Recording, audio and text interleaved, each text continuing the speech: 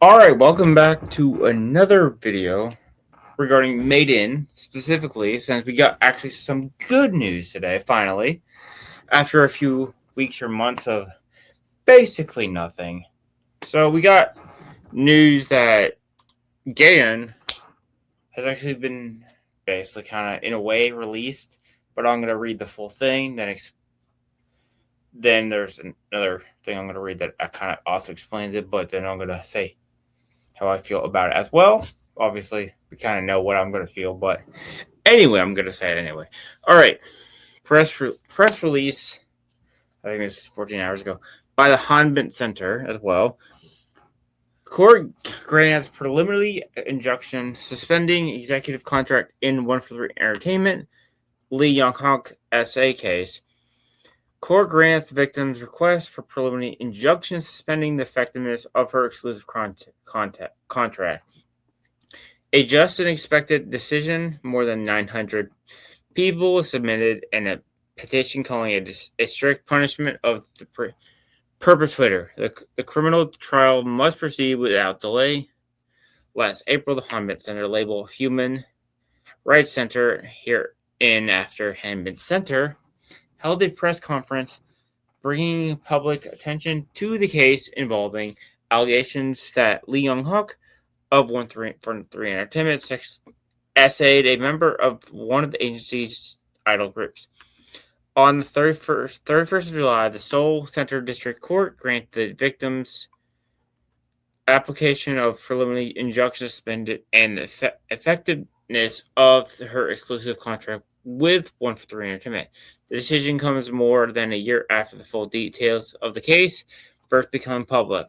Lee Young-hak, founder and executive producer of 143 Entertainment, also known by the stage name Digital Masta, allegedly subjected the victim, who was a minor at the time, to 3 hours of verbal abuse and intimidation under the pretext of discussing the continuation of her group activities. During that time, he allegedly committed acts of forceful molestation and sexual harassment. Afterwards, Lee Young-hak signed a written statement admitting wrongdoing to the victim's parents and the promise to step away from the entertainment industry, but none of those promises were kept. He stepped away for maybe a month or less. They came back. Rather than protecting its artists, 143 Entertainment forcibly removed the victim from her group. Even after doing so, the company continued to maintain the outrageous position that her exclusive contract remained valid. The court's decision to suspend the effectiveness of the executive contract is both justified and appropriate. The court found that Lee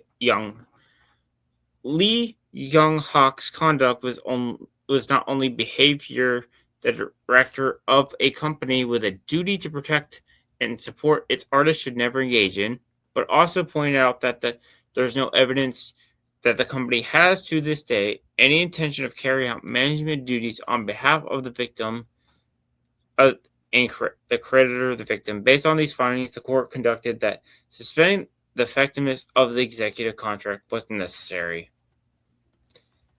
143 Entertainment failed entirely to protect the victim and has shown no willingness to support her unless these contract circumstances, insisting on maintaining the executive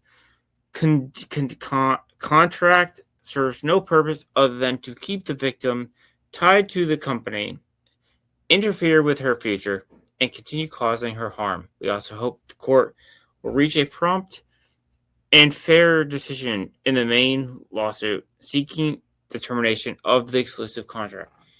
The criminal proceedings against Lee Young-hak are still ongoing, and the case has now been forwarded to the prosecution. Last June, the Hanbin Center submitted a petition signed by more than 900 individuals and 8 organizations, calling for a swift decision, investigation, and severe punishment. Fans from 22 countries also joined the petition. I was one of those. 22 countries also joined the petition campaign, demonstrating the widespread domestic and international concerns surrounding this case.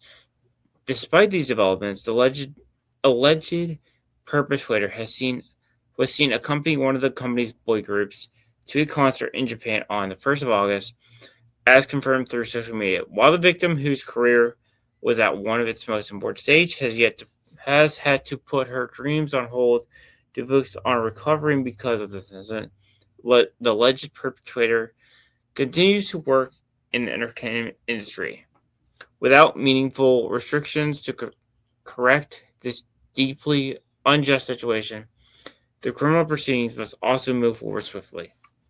And that's the Humbit Center's version. And also, here's a little up. We once again welcome the court's decision to suspend the effectiveness of the contract. Now, the swift punishment of the perpetrator must become an opportunity to restore the victim's life and establish justice within the entertainment industry. Furthermore, the years of hard work and dedication the victim invested in pursuing her dream must not be erased because of the harm she unjustly suffered. Does someone ask this? Does that mean Gaeun's? And for now, yeah, for now.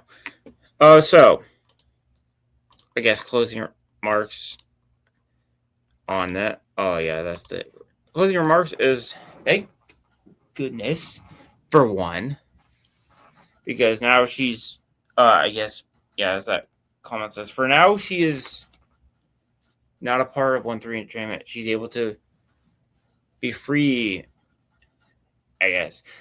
So thank goodness, because since a year or two, basically she's been stuck, not being able to do any activities, but also not being able to be free from the company itself. Also, there's still a main issue. The CEO is still there, despite him admitting wrongdoing and saying he'd step away. Obviously, didn't, lying, admitting, and a bunch of other stuff. Whether that said, it is good to know that she is, at least for now, no longer part of the company and is free. Legally, she's free. So, if you like me talking about MADEIN stuff, consider liking the video, subscribing, give your thoughts on the news that Gaeun is free from 1-3 Entertainment. Finally, she is able to go her own way and maybe do something, actually. So, until next time, I'll see you. This is the video for today. I'll see you later. Bye.